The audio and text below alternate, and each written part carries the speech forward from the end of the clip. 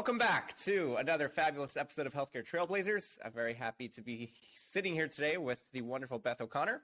Beth is a wonderful person, first of all, and she also has a lot of very illustrious titles, very accomplished. The executive director of the Virginia Rural Health Association and the president of the board for the National Rural Health Association. So lots of conferences, lots of affecting in a very positive way the lives of rural health centers around the country, and specifically concentrated in Virginia. Beth, thank you so much for spending time with us today. Thank you. This is a great opportunity. So, all right, let's rewind. Let's go back a couple minutes ago. How did you get started in healthcare? What drew you to healthcare? Just a minute or two. So once upon a time as undergrad, I had gone to college with the thought that I was going to major in biology and then, get into like genetic research or something like that. Okay. And then I discovered that when you take biology, you have to take chemistry, and chemistry is hard and it requires studying, and no, forget it. And so a friend of mine was like looking at, the opportunities within our university, and she said, "Why don't you do health education?" And I went, "Wait, what?" And sorry, where were you at the time? So this was University of Minnesota Morris, which is a branch of the main University of Minnesota, which is out in the quite literal middle of nowhere. Morris, Minnesota is a town of 5,000 people if you count the 2,000 college students. So it is a very rural liberal arts college. It was stunningly even more rural than the town I grew up in, which is pretty dang small by itself. Wow. So I was looking at the course catalog. I thought, that's really interesting, looking at personal health and health equity and things like that. We didn't call it health equity back then, but it was the same thing. Making sure that everybody had the opportunity to access health services, and got into that. And then my junior year of college, my department head / guidance person said, "Well, where are you going to go to graduate school?" And I went, "What?" "What do you mean graduate school? Are you kidding?" She said, "Yeah, you totally need to go to graduate school." I was like, "Okay." And started looking to see, where I could do health education on the graduate level. And I found a couple places, and one of the places I applied to was the University of Cincinnati. And they not only accepted my application, but they reached out to me and said, "Hey, if you're a graduate assistant, we'll pay you to go." And I went, "What? Sure. Nice. Why not?" So I made a whole $500 a month. Wow. Teaching 2 undergrad classes, but they waived my tuition, so it was very really much cool. worth it. Wow. So I did that, and so I worked in health education in several aspects. I had a few years where I was running a camp for persons with disabilities. I worked like a summer camp? No, it was year round. So we wow. did weeks in the summer, and then we did weekends during the school year. As basically as a respite program for parents, so they get a chance to just be people. Yeah. And so that was a great program. Worked several years in a tobacco prevention program in rural Arizona. My joke is my job description was to get everybody in Mojave County, Arizona to quit smoking, which is the definition of job security. So I was there for a few years. And then I was in that position. And the city of Kingman was looking at starting a bus service, a rural bus service. Okay. And at the time, I was working out of the WIC office. I didn't know anything about transportation or buses or anything, but I knew that the no-show rate for WIC appointments was 50%. Wow. And I knew why. And so I applied for the position. In the interview, I said, I know why people need the bus. And they bought into that. I don't know why they believed that, but they bought into that. And so I launched the city of Kingman's very first bus service. And then we moved to Virginia, and the position with the Virginia Rural Health Association happened to open up right as we moved, and I stepped into that role and have been here ever since. Wow.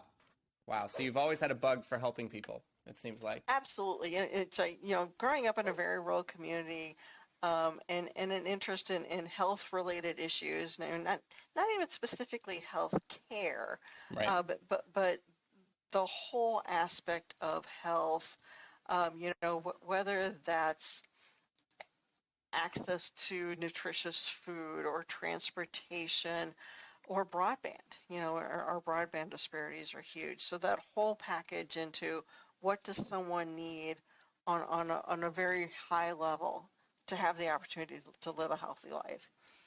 And I've always been very interested in advocacy, and through these positions, I've learned that they will pay me to yell at politicians, and that's the best job under the sun. It's a win-win. That's amazing. You would do that for free. Absolutely. Right. Well, no, but yeah.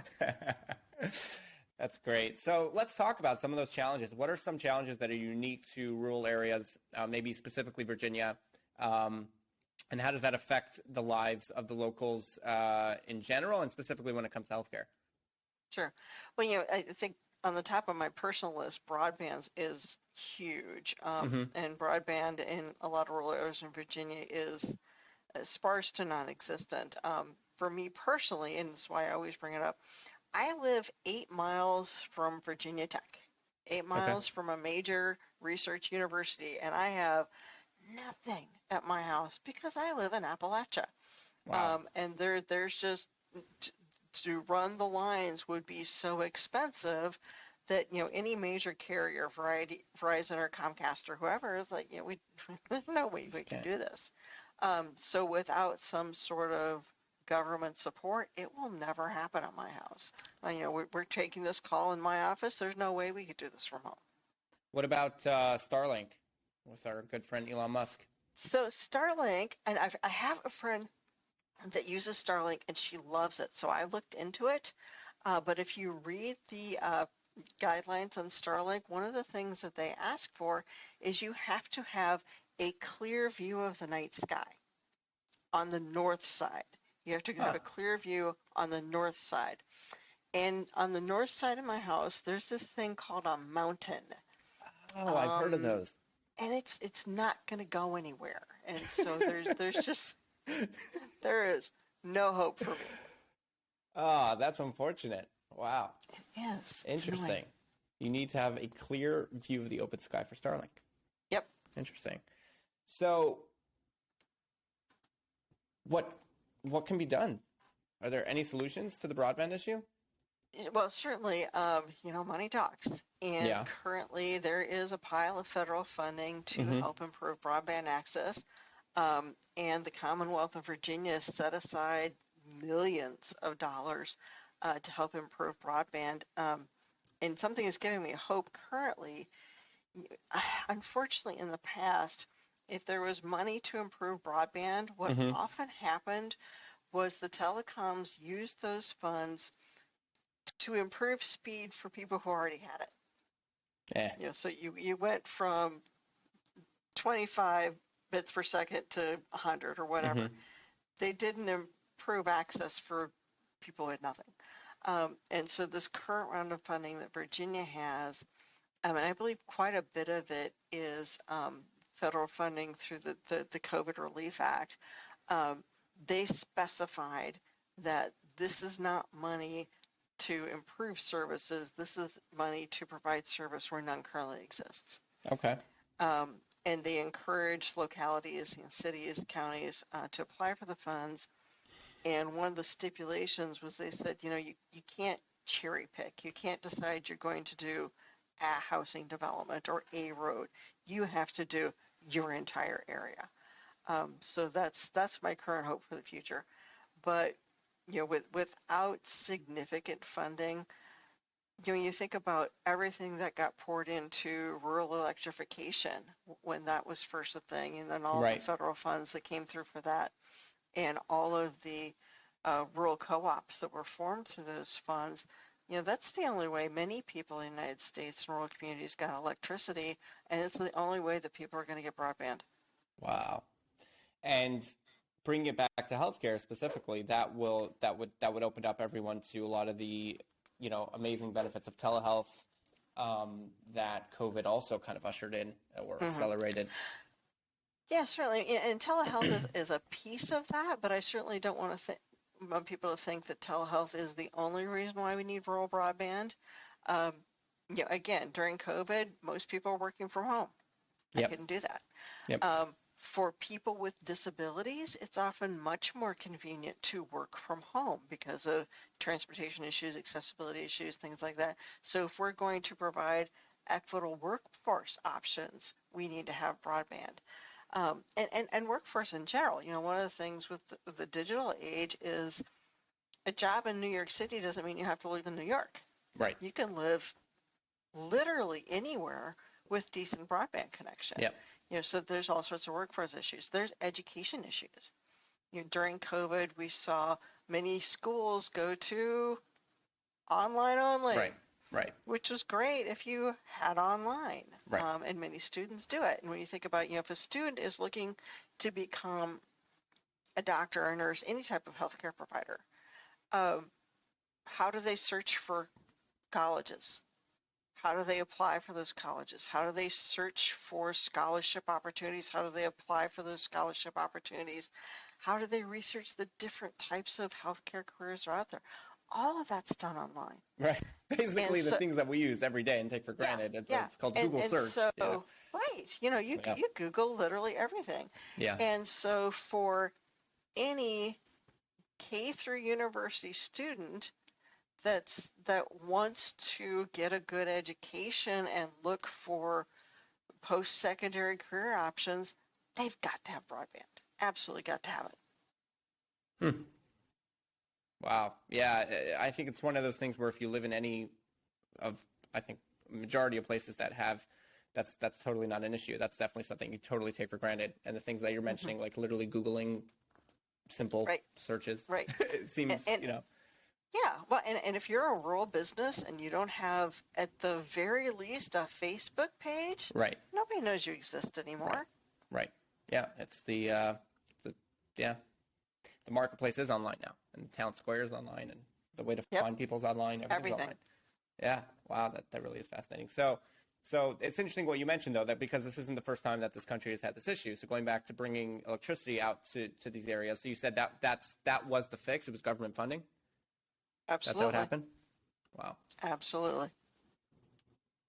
All right, government, let's go. Let's go. Get together. Wow.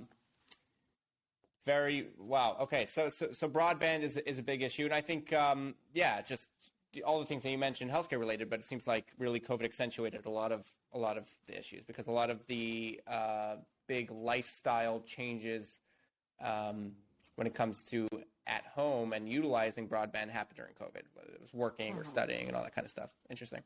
And then you also have just the fact that you're in a rural area. So let's bring it back to healthcare to go to your doctor. Like you said, you started out in transportation, right? So transportation, I would imagine, is significantly big barrier. Big issue. What does that look like from their perspective? Last I checked, there wasn't a Subway in Southwest Virginia. Subway restaurant, yes. Subway transportation, no. Any sort of bus service is very patchy, a little bit here, a little bit there. Anything like Uber or a taxi or anything on those lines is, not reliable. And so if you don't have your own vehicle for whatever reason, if you can't afford your own vehicle or you have a disability and you can't drive, or maybe you're old enough you shouldn't be driving anymore, how do you get in just to do a basic physical? Right. And if you have to do something more complicated that requires a trip to a specialist, where's the specialist you need? Is that person in your small town? Probably not. Right. Is that person an hour or 2 hours or 5 hours away? Yeah, probably so, especially if you're a veteran, because you have to go to the veteran-specific facilities, and that gets tricky. Right. Yeah, absolutely. I remember I actually grew up in a tiny little town in Iowa, and I remember my brother once fell off his bike. Someone found him on the sidewalk, and so my mother had to rush him to the hospital, and the rush was a 2-hour drive to the hospital. Yeah. Because that's where the hospital was. Yeah. If what happens if you're a woman going into labor? Yeah. We have EMTs delivering babies on the side of the road. Oh my gosh. Why? Yeah.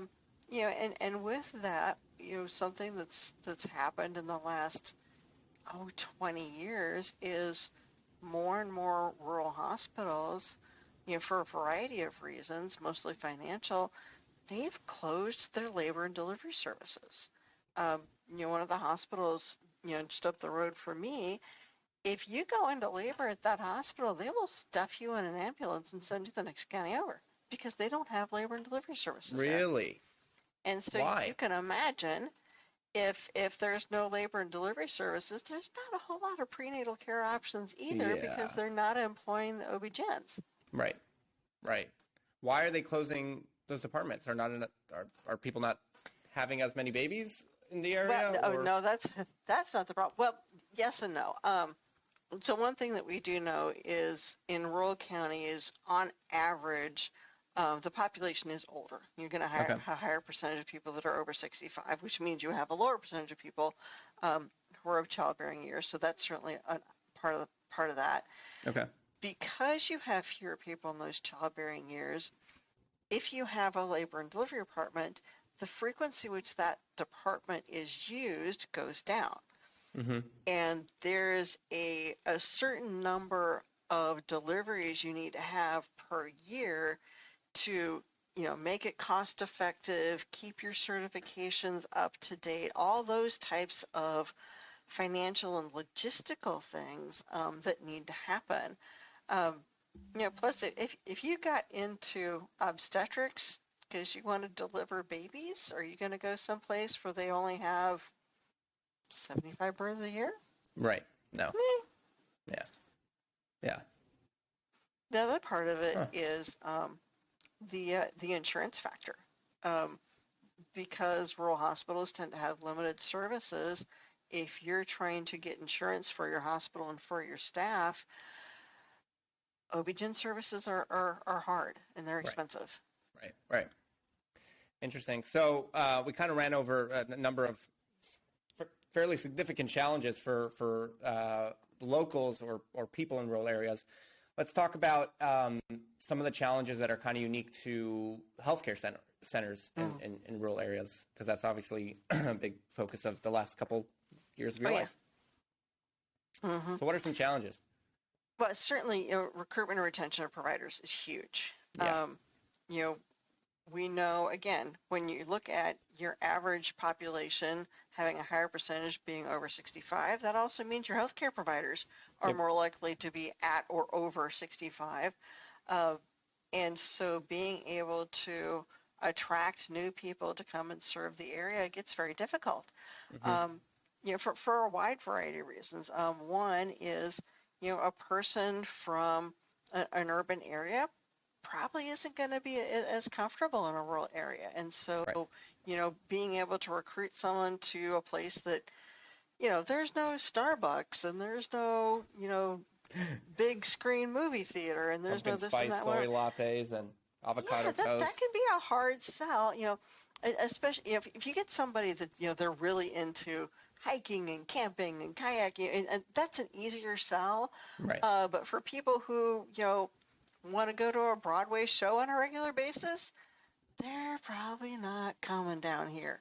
And so it's, finding people with the right lifestyle needs. But the bigger part of that is making sure that we have the opportunity to encourage our rural students to come back and serve our rural communities, and making sure that, they are getting supported, through middle school, high school, graduate school, to make those decisions and feel like they'll be comfortable in those decisions, making sure that there are opportunities for them locally.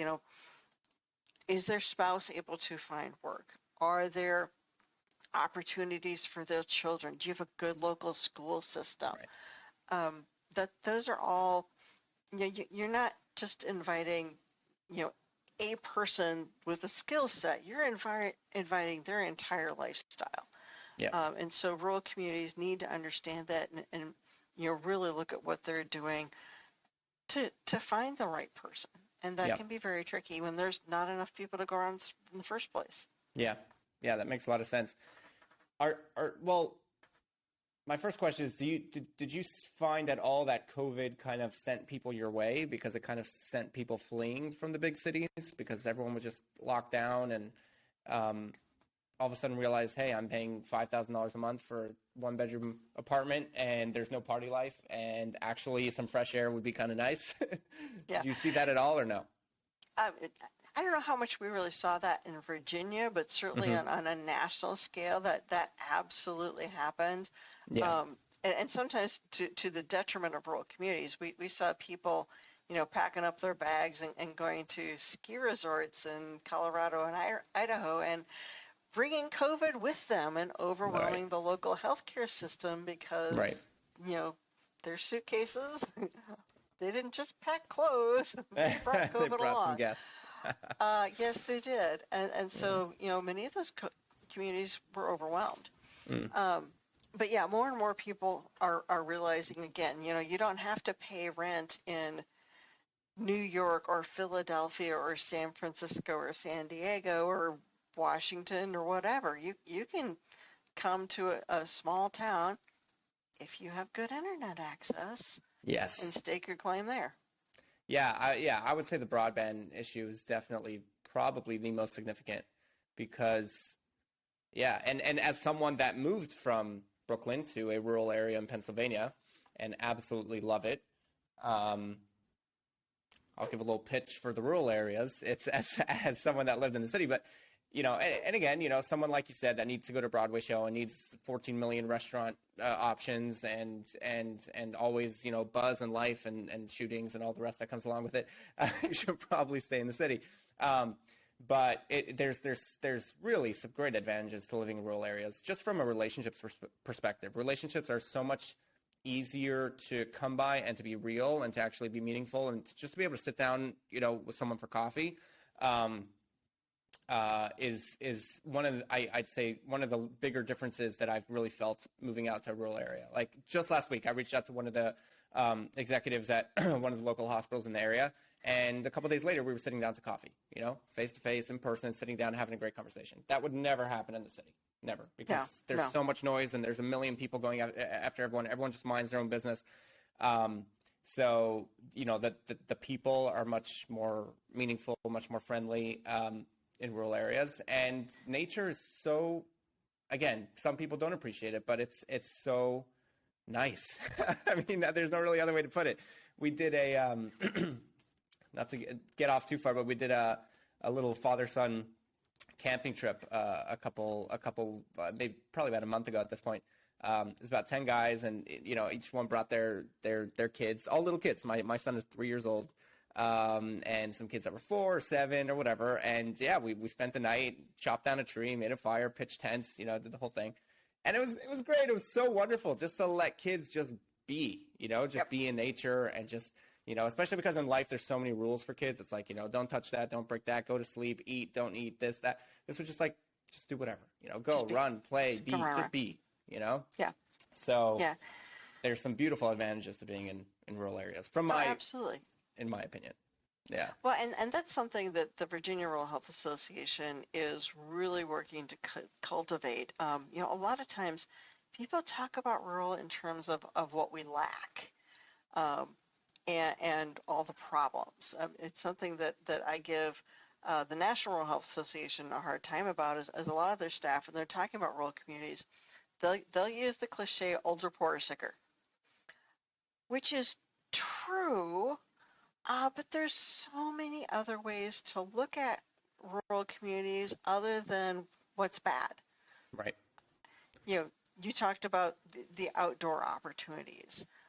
We talked about cost of living. When's the last time in a rural community you had to pay to park somewhere? I know. Ever. I know. And people that live in rural areas do not understand the absolute nightmare that cities are when it comes to parking. It is, there's nothing worse than coming back from an event at 1 o'clock in the morning and literally circling the blocks for hours before you give up and you just get a ticket and you just park at the fire hydrant. The ones that are available still because other people have parked at the other ones. It is such a nightmare. Like just the parking, what you just mentioned, sorry, that set me off. But like just the parking is like, it's not a thing. It's not a conversation. There's no such thing as yes or not parking. Right. You know, my office building, I could have selected any one of 50 spaces this morning. Exactly. No big deal.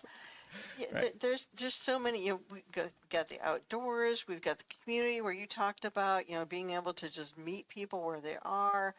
Yep. There's so much in terms of culture that I think people overlook. You know, there's always all sorts of fairs and festivals and, you know, maybe we don't have a major Broadway production, but dang, that community theater is nice and they do great stuff.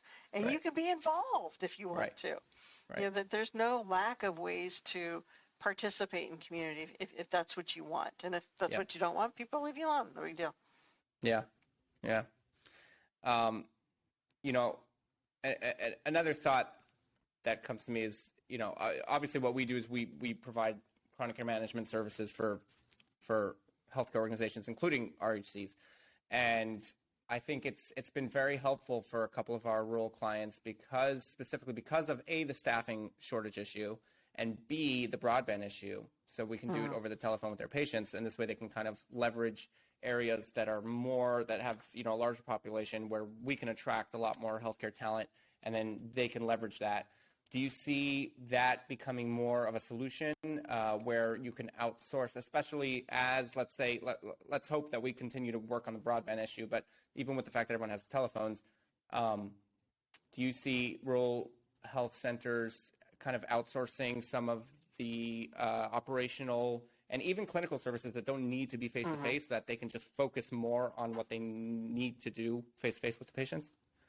Sure, I can see that happening more and more. I think the challenge will be making sure that some of those outsourced services really understand the communities that they're serving. You know, picking up the phone and calling Grandma Smith, there's challenges with that because if she doesn't know who you are, she's not going to be real honest with you on some stuff. Right. You know, now if you met her for coffee, she'd probably tell you her entire life story. But you know, random stranger on the phone, not so much. Right. And making sure, you know, obviously you understand the other barriers in terms of broadband transportation and everything else, but just, you know, how rural communities work and the culture there. Yeah, absolutely. Yeah, it's fun. Like we've got clients in different areas around the states, and the care coordinators will keep track of the weather, but they really start talking to these patients and building that relationship. It does help that we're not in the city, we're rural ourselves, so they have an appreciation for the relationships. And, you know, by the time they're a couple months in, they know where the pharmacy is, which, I mean, besides for just Googling, like they kind of, you know, map it out. They know what's what and where the parks are and all that kind of stuff. It's kind of you know, fun to watch. But so let's talk about the associations that you're part of. So on the national level, and then specifically the Virginia Rural Health Association. Sure. What are some of those initiatives? What does that community of people look like? We've mentioned a couple of the challenges. How do you go about helping them? What kind of resources do you provide? Absolutely. So the National Rural Health Association is a nonprofit member-based advocacy group. There are, I think, around 21,000 members nationwide at this point. Wow. And with that, you know, NRHA provides a number of educational and informational services. Our annual conference will be coming up next May in San Diego, which is, you know, for all types of rural healthcare issues. But more specifically, this fall, we'll have in Kansas City the Rural Health Clinic and Critical Access Hospital conferences. And so those will be some, you know, very specialized educational events for those communities. I would encourage folks to check those out. And the other major piece for the National Health Association is their advocacy work and policy development. So we have grassroots calls once a month to update members on, you know, what's currently going on in Congress and what bills should you be aware of, and who are some of the key members of the House or the Senate that we should be contacting on this bill or that bill or whatever. And the NRHA staff do an amazing job of keeping up with all of the chaos that's going on in Washington, D.C., and keeping the membership informed. I do not envy them in that position in one bit, but they're so helpful in encouraging us to stay in contact with our members of Congress and be able to make a difference on that level. And as part of that, NRHA develops policy papers so that we have stated positions. So when we go to our members of Congress, say, hey, this is what NRHA says about telehealth and rural health clinics. This is what NRHA says about rural health clinic reimbursement or continuing medical education or whichever, so that we've got a consistent platform for everybody. It's really great. And so politics is, famously, usually a big headache. Are there any wins? Do you see real progress, or do you find it just to be an endless, just what I think most people think politics are? Yeah, well, certainly it never ends. So, there's always something. But yeah, and of course now I'm trying to come up with a specific win. And I'm not going to be able to do that. But no, I will too, because certainly, with COVID, being able to get many of those telehealth restrictions lifted during COVID was a big win. And now it looks like we're making significant progress on making those changes permanent. Yeah. And being able to use telehealth, all the time, not just because there's an emergency situation. So that was definitely a big win. Yeah, for sure. That was definitely huge. Yeah, that's awesome. So,